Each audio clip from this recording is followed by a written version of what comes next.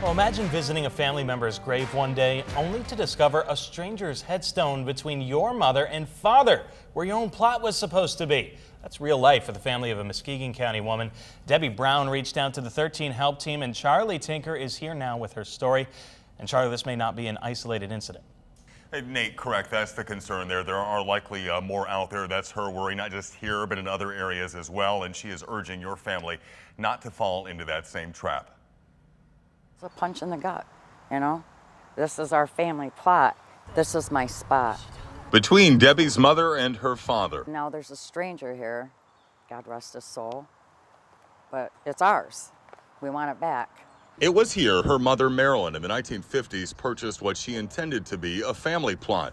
The then empty space on Lot 3 of Block 56 between her parents, Debbie says, was the one they picked out for her. It just meant a whole lot to me. Even if I was married, I still wanted to be here between my mom and my dad. Connecting with the woman who raised her and the father she barely knew. This is what she wanted for all of us, and now it's gone without our permission. Pine Hill is operated by Fruitport Township. When she called to confront them about the strangers she found buried beside her parents, Debbie says the cemetery justified the sale with a law that went into effect not long after her mother's death. They can reclaim it if it's not being used. And of course, I said to them, I didn't realize there's a timeline on my life. The local cemetery ordinance says sites sold before January 2016 and remaining vacant 40 years from the date of their sale shall revert to the township. The law requires officials to first notify family members by first-class mail sent to the owner's last known address. I never saw it.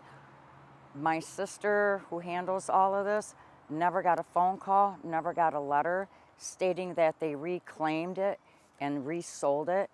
And this is my whole family's buried here. And so Debbie thought their property also. She showed me a stack of affidavits signed by family members and notarized by a township employee, which lays out how the remaining spaces should be divided. When I got in touch, the Fruitport Township clerk, Angela Anderson, noted that reclaiming unused grave sites was fairly common practice. Anderson said the former clerk never received 2 of the required affidavits, which officials took to mean the family was not in agreement. Writing, quote, after multiple attempts to contact the family went unanswered, communication ended, and the grave sites were reclaimed. Debbie claims they never made that outcome clear. An unfortunate oversight she worries could put other families in the same spot. They've already taken and resold 400 plots in this cemetery.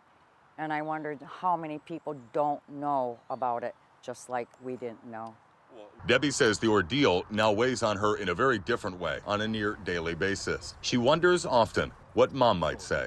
Oh, man. She'd roll over in her grave.